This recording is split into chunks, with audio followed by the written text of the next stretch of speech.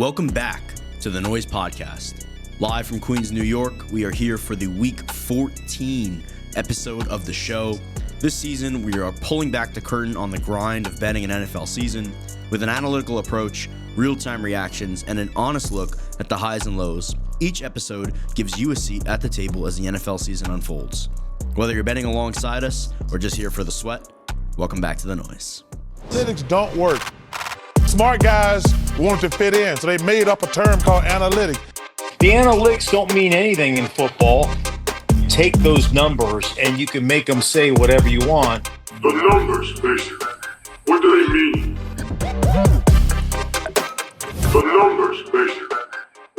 All right, Week 14. We are back. Hope everybody had a really good Thanksgiving. Hope you guys spent some time with your family. Hope you guys cashed in on our 3-leg parlay that we hit. It was a pretty nice bet that we sent through the Discord. So hopefully you were active on Thursday in the Discord and you were able to cash that out.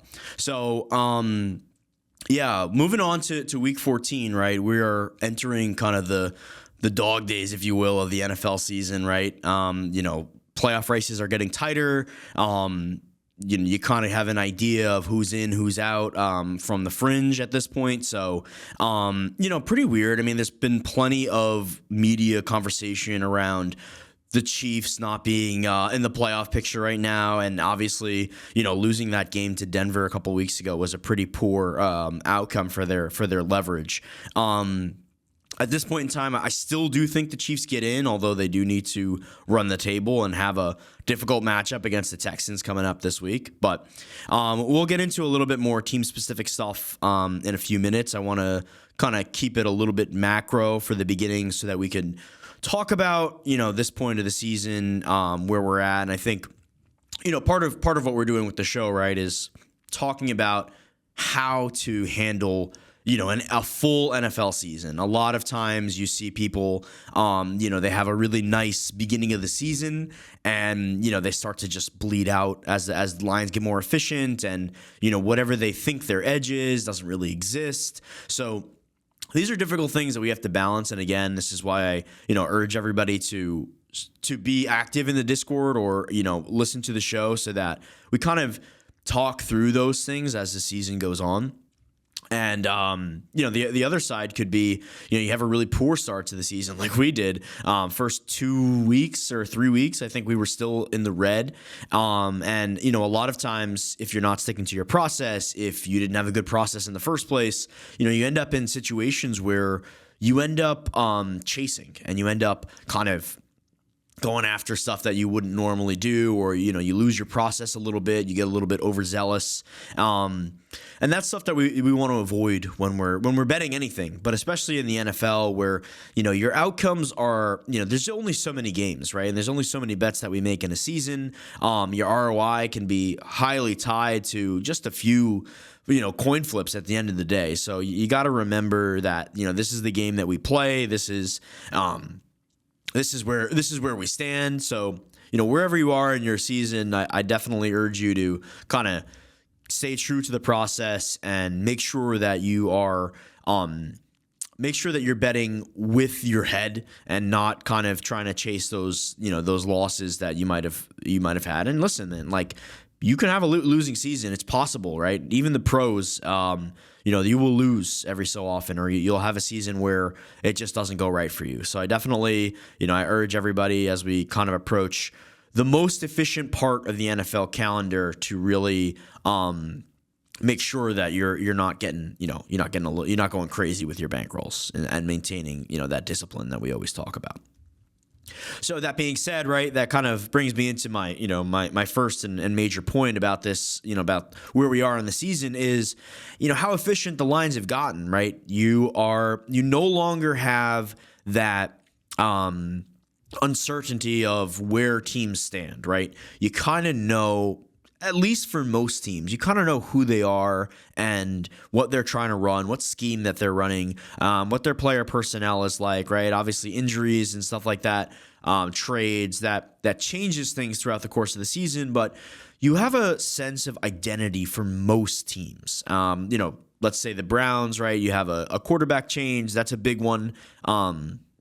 Obviously, in this case, Dylan Gabriel to Shedeur Sanders is bad to slightly worse. It's not necessarily a big upgrade, or a big change in your rating, right? But your understanding of the identity and trying to pick up on what teams are kind of staying in it, what teams are kind of letting the rest of the season just go. So it's difficult to try to have a lot of pregame bets at this point in the season, right? I do this show every week and I rattle off 4 or 5 picks, right? Sometimes there's even more that we send out through the Discord. We're betting stuff early. We're taking advantage of soft openers and stuff like that. But at this point in the season, it's not as common. And to this point in the week, right? This will be released on Friday. I might have some stuff in the Discord by then. But at the point of recording, I don't have any bets for Week 14 that are 100% in. We will end up playing a couple stuff throughout the course of the show because I have a couple games that I want to highlight. So I'll be sending that in real time once they actually get into my account. But long story short, right? It's that part of the season where you really need to identify how to play a couple of these things. So we're going to take a quick look over at the futures market, right? And we're talking about Super Bowl odds. We're talking about division odds. We'll start with the Super Bowl, right? Your short shot favorite at this point in the season is the Rams, which was it's pretty surprising given that coming into the year, right? We were talking about the Rams not being super competitive with the defense that we had a lot of question marks about. Matt Stafford, with the back injury coming into the year, we were talking about maybe he barely plays. Maybe this is his retirement season. And, obviously Matt Stafford has played at a MVP caliber level. We know that Sean McVay has designed that offense to support him and to really push that Super Bowl / MVP narrative going a little bit. But we did see some wrinkles in the armor, when they played Carolina last week, right? Losing that game. And Matthew Stafford really playing quite poorly. I think he had 3 turnovers, the fumble on the what could have been a game-winning drive for them, 2 interceptions. So really probably the worst game that we've seen Matt Stafford play. The defense could not stop the run. I guess from a success rate perspective, they kind of held up a little bit, but really they were kind of susceptible to really big plays that, obviously when you're given a short field all the time, it's a lot easier to do so. But I wouldn't really want to rate the Rams any lower than they are right now, just because I do think the market is kind of right on them being one of the top teams. That being said, I don't know that I'm thrilled with them being so short to win the Super Bowl at plus 450 kind of in market. And that's the point that I'd like to make, is that we're at a point in the NFL season where there's not that many elite teams, and we're kind of used to, at this point in the season, more teams really separating themselves from the pack. When we're talking about market ratings, right, a site I use is Unpredictable a lot, or if you have your own ratings, I make my own power ratings as well. But if you're making your own ratings, you don't really have these teams rated as highly as maybe you had some of them rated last year, right? The Chiefs aren't as good. The Lions aren't as good.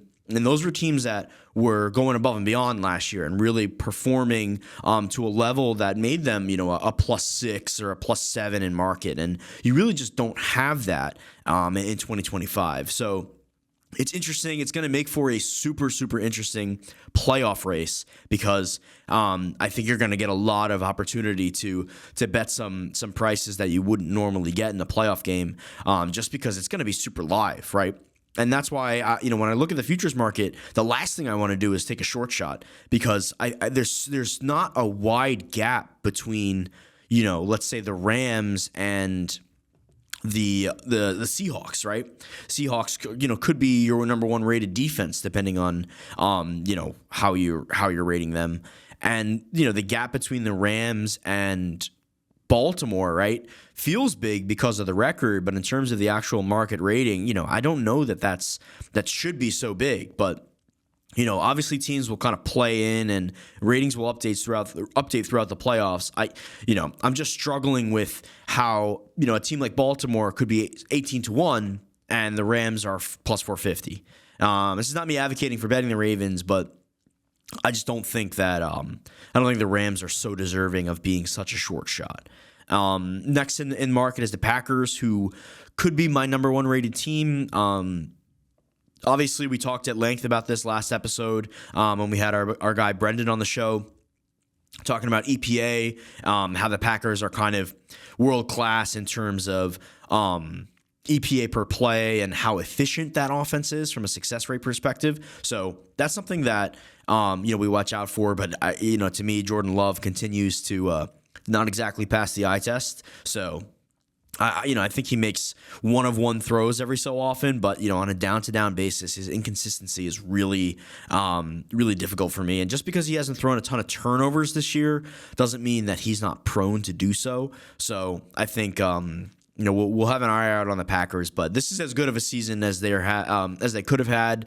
This is as good of a team as I think they could be with their roster construction. So it's Super Bowl or bust if you're the Packers, right? You make that Micah Parsons trade earlier in the year.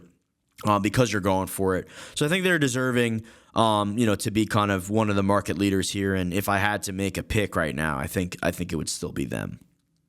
That being said, right, I'm interested in that matchup that they have against the Bears. I'd like to see how they fare against an offense that has steadily improved throughout the year. I mean, we're entering the territory where the Bears are a top 10 offense right now. 9-3, I don't think they're as good as that record implies. I think they are still not a good defense, and they have kind of taken advantage of a weaker schedule, and as well as a super weak Eagles team at this current moment, where they just can't seem to figure it out despite all the talent that they have on that team.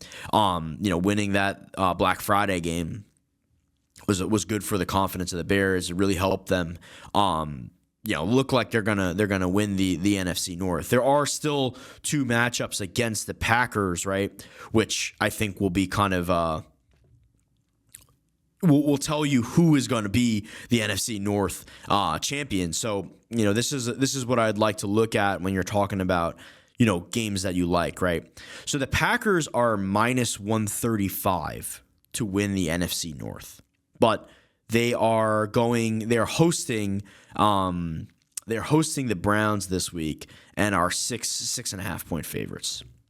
So obviously, right, that's an implied victory, but you flip that to at Chicago, it's not that huge of a number at Chicago. Naturally, if the Packers put a beating down on the Bears, then they'll probably get some higher rating in market. Maybe that'll push that out, but for the most part, right, you're a half game back because of that weird tie that the Packers had. So you're really playing heads up for the division in these two games. If you can sweep, you're gonna be able to win.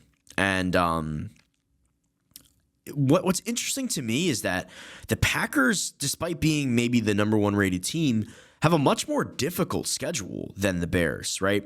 The Packers host the Bears, right? And then they go at Denver, which is never that easy to play in Denver. Obviously, Denver is a playoff team in their own. They go at the Bears right after that, 2 straight road games. And that, I think, is Sunday Night Football on week 16. And then they host the Ravens. Ravens are probably going to be in a position where they need to continue to win out in order to stay to keep the AFC North in their hands. And then they go at Vikings, who will have probably given up by that point of the season. But that being said, it's still a very good defense. Versus, right, the Bears go at Packers versus Browns versus Packers at 49ers, also potentially a playoff team, but not nearly rated as highly as Baltimore for me. And then hosting the Lions, which will be very pivotal for their playoff seeding. So what I'm getting at, right, is when you're looking at betting a team this week, you're at the point of the season where you can kind of start to look at the futures market as well for where equity might lie. And for the Packers, right, at minus 135, there really isn't for me any point in playing them on the money line or anything like that if you like them this week. I think if you like them against the Bears, a good way to bet them is to bet the division. Because beating the Bears will give them, a huge equity boost in terms of winning the division. They still have more difficult games coming up, and there'll be multiple ways to play in or out of that at that point. So I think that that's a better bet than just betting the Packers or even laying points with the Packers this week. I think if you like them, you want to try to look at some future equity and kind of play off of that. And that being said, right, when you look at the other side, you have the Chicago Bears at plus 150 is the best number I see in market. What are they against? What are they on the money line? They are. What are they against the Packers this weekend? I got plus 270 as the best price in market right now for the Bears. Now, again, it's not to say that if the Bears win this matchup, then they will win the North, but they get a massive equity boost by winning this matchup. So that plus 150 that you're seeing in market, to me, there's no way I'm going to bet that because they almost need to win this game against the Packers in order to get that division. So to me, I bet them on the money line if you think that the Bears are going to end up winning this division. Flipping over to the NFC North, staying in the NFC North, right? We are looking at the Minnesota Vikings as well. So here's another case where we have a matchup where the Vikings are hosting the Commanders. I do not think that Jaden Daniels is going to play. They said the practice window's open, right? He has still not been cleared for contact yet. So I just don't see a world where they're going to try to rush him back. Obviously, the Commanders are already out of it. But they seem to be playing decently hard. Marcus Mariota, there's a case that he's the best backup quarterback in the league right now. Maybe Jacoby Brissett has something to say about that, but there's a case that he's one of the best backups in the league. The rating between him and Daniels is still significant, but when you have Minnesota, where they're in a black hole at quarterback. Max Brosmer was absolutely terrible, right? We hypothesized that it might not be able to get any worse with J.J. McCarthy, but it could. So I would expect J.J. to be back out there, and he continues to struggle. Not that Washington is a very difficult defense, and they're really not going to confuse him much. They don't generate the amount of pressure that's going to concern them, but that offense is still pretty broken, and J.J. McCarthy doesn't look anything like, the guy that we saw at Michigan for the last couple of years. So, for that reason, I kind of like Washington. Obviously, there is a little bit of upside in case they decide to rush Daniels back, but I like this at plus 120, plus 110, just without him.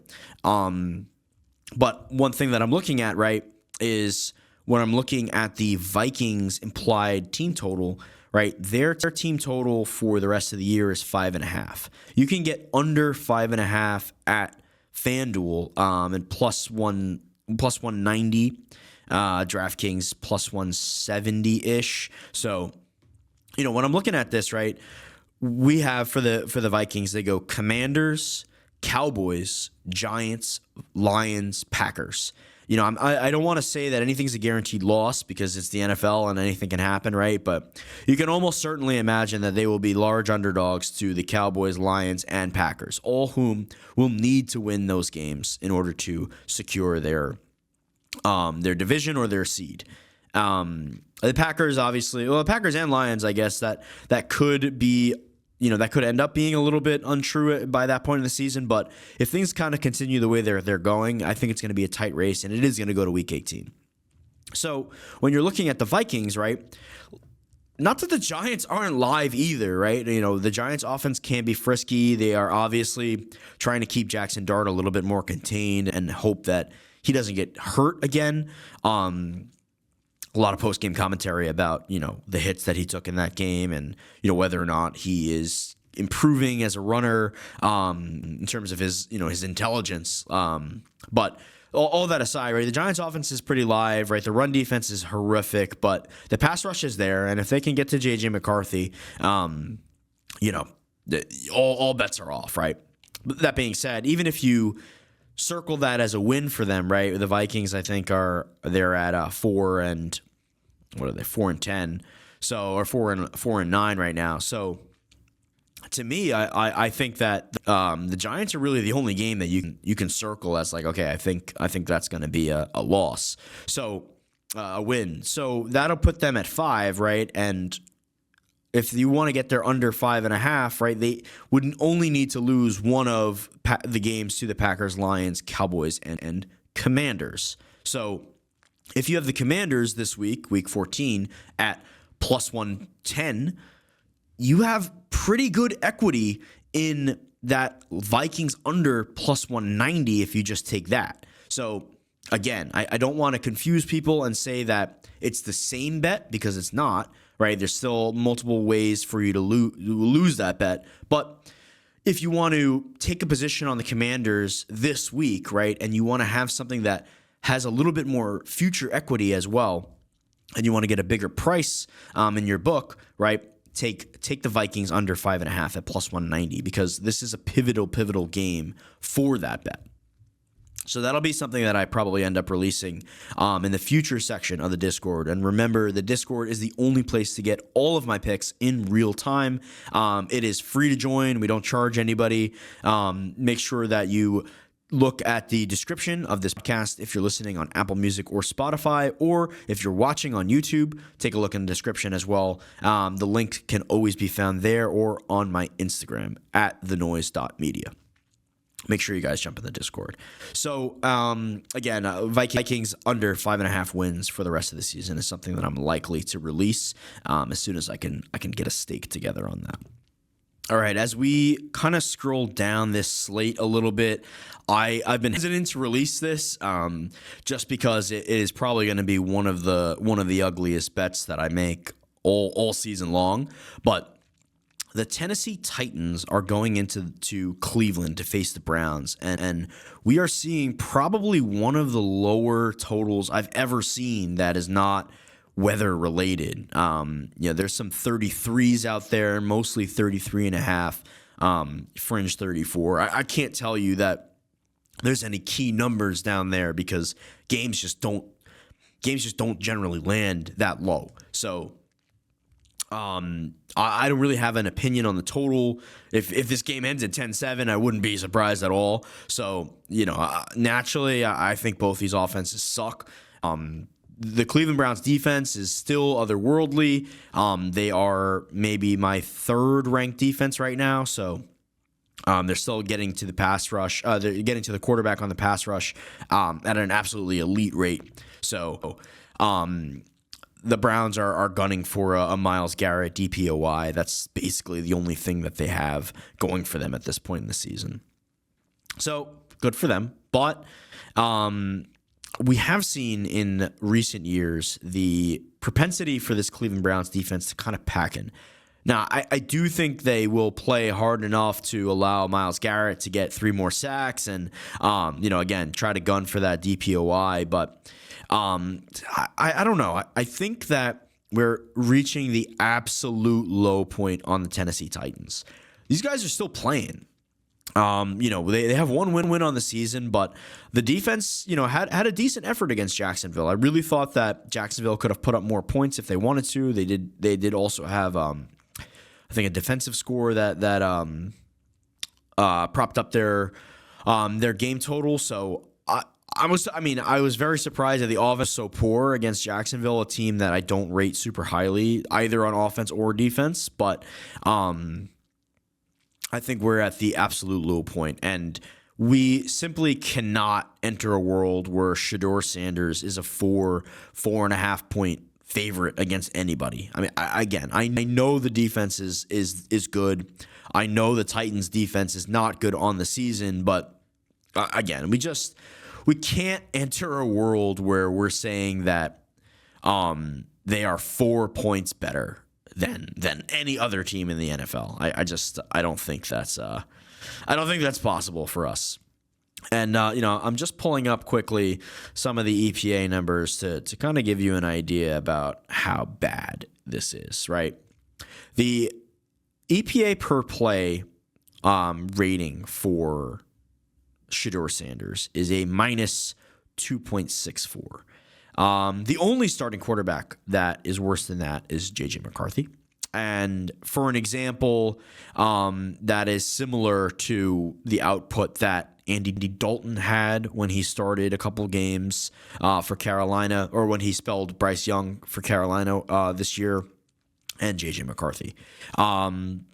He's not quite in the Cooper Rush territory, but if you can see how poor Cooper Rush was during that Ravens run, that's closer to what we're looking at than average quarterback play. Let's caveat this, right? Shedeur Sanders has been put in some difficult positions because of the weather. That game against the 49ers, I don't think the 49ers are that tough of a defense, but obviously in a game where there's 40-mile-an-hour winds, it's just unreal. Like, you really don't have any expectation that he's going to be functional in that. But that being said, right, he's still a downgrade over Dillon Gabriel and Dillon Gabriel was terrible. Right, his EPA per play at minus 0.264. Sanders, that is, and Dillon Gabriel at a minus 0.1. So again, we're splitting hairs. EPA is not the best metric that there is necessarily, but when you're talking about a success rating, Shedeur Sanders at 28.9%. I mean, it is really one of the worst that we've ever seen. Even J.J. McCarthy's is higher than that. CPOE is lowest in the league, right? EPA plus CPOE composite. Again, you're looking at the worst quarterback in the NFL. All that to say, there's no way that the worst quarterback in the NFL can be a 4-point favorite over Cam Ward.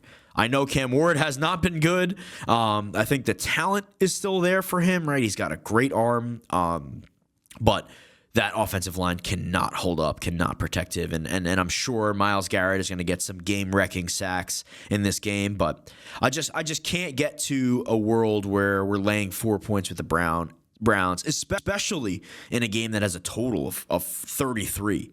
I just can't get there. So I'm betting the Titans. I'll bet the Titans at +4. There's a juiced +4.5 I see in the market as well. I think best we can find is a +4 minus 105. That'll be the bet that I end up with. If we get some 4.5s at more towards minus 110, I guess I'll take that. But for now, we're looking at my first bet on the Tennessee Titans. They've been getting market support almost every week, and that's why I also recommend taking this now. I don't know who this is that keeps losing tons and tons of money, but they are consistently betting the Tennessee Titans on game day. And I mean, the Titans have covered 3 games, so they're betting that Titans line down. I think we'll get some CLV, so I'll take it now. But I think this is the game that they end up covering, and I wouldn't be surprised if they win, because really that Cleveland offense is not functional at all.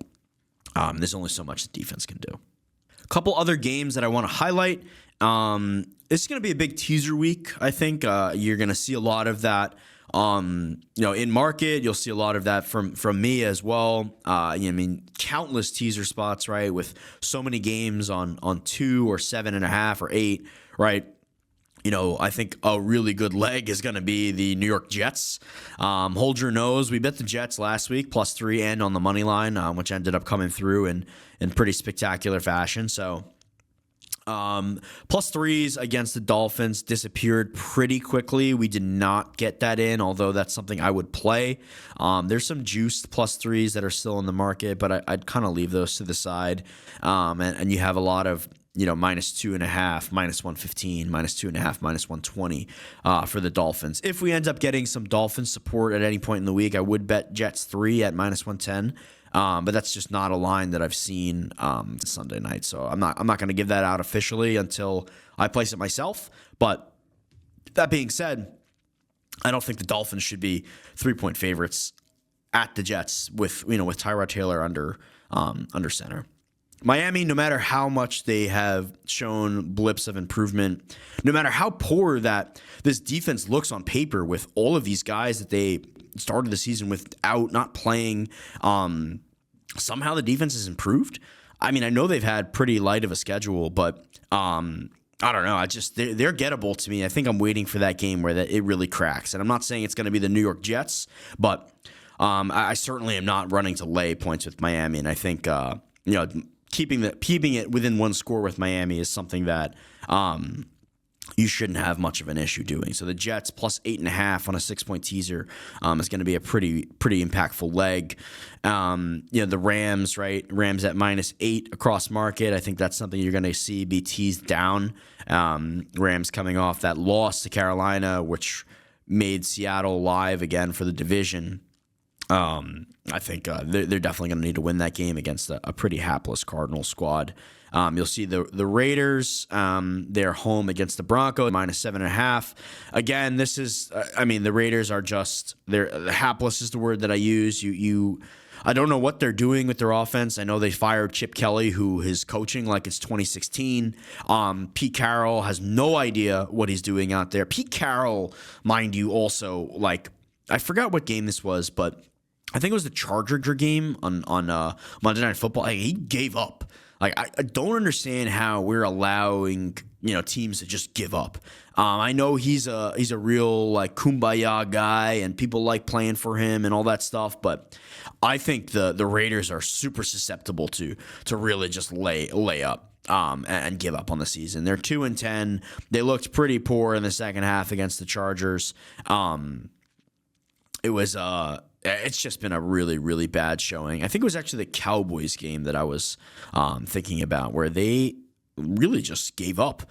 They had opportunities to take their timeouts and continue, right? In what was the 3-score game. I understand they're not going to win, but I don't know. It's not good for the product that we allowed an NFL team to just give up in the middle of the game. So I'm not happy with that hire in general. I think it's I've exhausted myself talking about Pete Carroll being way too antiquated to be able to coach in the NFL, and teams consistently, like the Raiders, just buying names and not thinking about anything other than do people know this guy, and that's why the Raiders are in the state that they're in. So I think they're super susceptible to just pack it in, and they will give up on the season. They're not a good team by any stretch of the imagination. There isn't much that they have going for them. So I think that again, the Broncos trying to secure that AFC West title, which has eluded them since the Peyton Manning era, right? So I think they are live. They are a great teaser leg for us to use this week. We'll have some combinations of a lot of this stuff. If you have a book that will allow you to round robin teasers, that's something I'd like to do, right? You can pick up the Broncos, Rams, maybe the Bucks, definitely the Jets, definitely the Commanders. There's no world that the Vikings are winning a 2-score game, to me at least. Not with the state of that offense. So I'd like to bet on the Commanders to keep it within a score. That's a game that I think I would like to tease early in week as well, because I wouldn't be surprised if these 1.5s in market are gone by Sunday. And again, that'll be tied to our under 5.5 wins for the Vikings. Basically betting on a Commanders victory here, but we'll also take some teaser legs as, I guess you can call it, sort of protection. The one team that I do not like a teaser that would fit the teaser mold is the Seahawks. This is a weird sleepy spot for them. They've been in a bit of a sleepy spot mode, and I think the offense has really sputtered. They had that big game against the Rams, right? But since then, they've kind of had a couple layups, and they've had multiple games where they've gotten a defensive score, or the offense has just moved the ball so quickly that they're up in the first quarter. It's basically not even a game by halftime. So I'm a little bit concerned with the Seahawks, because we really haven't seen their offense in a little while. Obviously, Sam Darnold threw 4 picks against the Rams. That was good, but in general, the offense was decent from a success rate perspective. But going at Tennessee where they don't cover is a backdoor, and then hosting the Vikings where they shut them out. Now going at the Falcons again, I'm a little concerned that we haven't seen the A offense from the Seahawks in maybe 4 weeks, right, since that Cardinals game. And even that Cardinals game, right, they scored 44 points, but they were up 21-0 in the first quarter. So I'm just a little bit weary of them going at the Falcons. Kirk Cousins is obviously a statue at this point, but the offense has played a little bit better. He seems to be getting a little bit more comfortable. I like him, again, playing indoors a lot more than I like him playing outdoors. And they will get Drake London back, who I would bet to have a monster game because Atlanta's not going to be able to run the ball. Seattle is by far the number one rushing defense, and I think that'll hold up in this matchup despite being on the road, but I would definitely circle big Drake London game. Seattle can do all they need to try to stop him, but I mean he's going to have 12 to 15 targets because Seattle's probably going to be up. Negative game state for the Falcons, where not only will they not be able to run against a really good run defense, but they're going to be forced to throw, and that means Drake London targets. So again, once we get those stakes together, I'll release the official lines on what what's best in market for Drake London, and if we're going to play some alternates as well. So we'll take a look at that in the next couple days. But for now, I'm steering a little bit clear of Seattle from a teaser perspective. And you saw the Falcons kind of get bet already. There was some 7.5. Well, the 7.5 was the opener, and that got bet down pretty aggressively on Sunday night and Monday morning. So you're seeing some sevens. You're seeing juice sevens at this point in market. I think if you see a couple more 7.5s pop, those will continue to get bet. So that's a one that I'm not exactly running to tease, although I do think Seattle should be able to get it done on paper. So last point that I want to make is about the Jacksonville Jaguars. So I talked about earlier in the season, and I hope you guys have tailed along with me. I took a lot of futures on Jacksonville. I didn't expect Indianapolis to be this good, obviously, but now with the Daniel Jones injury and they're kind of spluttering a little bit in these last couple of weeks, Jacksonville has become super live for this division. So they're actually leading right now because they have the advantage on the conference play. So with a pretty big matchup for that divisional equity this week, where the Jaguars playing the Colts. I took their win total at 7.5. I took alternates at 8.5, 9.5, and I believe 10.5 as well. I was expecting them to be better. So it's a little bit weird to say that a team that's 8-4 and is first in their division is not particularly good, but that's kind of where we're at. And I guess in the AFC South, that's not super surprising just because all of these teams are generally lower rated than, the AFC North or the AFC West. But I'm not in on Jacksonville as a playoff team. I think they are going to win 10, 11 games. I would love if they win the division, right? We'll make some money, but I am not in on them being a elite team by any metric. So I'd be very weary of them down the stretch. They're not a team that I like to bet on a week by week basis. I have tons of future equity in them, right? I feel like sometimes I'd be adding to that unnecessarily, especially at this point in the season where as they pick up the wins, I'm cashing. So I have no interest in that game at all. I do lean towards the over just because I think you can score on both of these defenses, but I don't like where either of these offenses for the Colts or the Jaguars are at this point in the season. So I'm going to stay far away from this one. Again, this is another teaser spot where you could tease Jacksonville plus 1.5 up through the 7.5. Not something that I'm really going to play too much. I think the Colts are definitely a team that can run up the score on you, and Jacksonville, I don't really trust their offense. We'll see what this looks like come Sunday, but it's not a game that I plan on having much exposure to at all, other than what we already have. And again, if we pick up some divisional equity, by beating the Colts, I mean, that I'll be happy. But this is what I want to use the show as a platform for, to talk about. We're not going to sit here and victory lap the Jaguars and say, hey, we knew they were going to be good. They're so good, XYZ. They're not. They're not good. But what we did know is there was plenty of upside in their coaching hire. We thought that perhaps they would be able to finally surround Trevor Lawrence with some pieces that could make their offense functional again. And while I don't think Liam Cohen is a great coach from a decision-making standpoint, their scripted drives have looked great.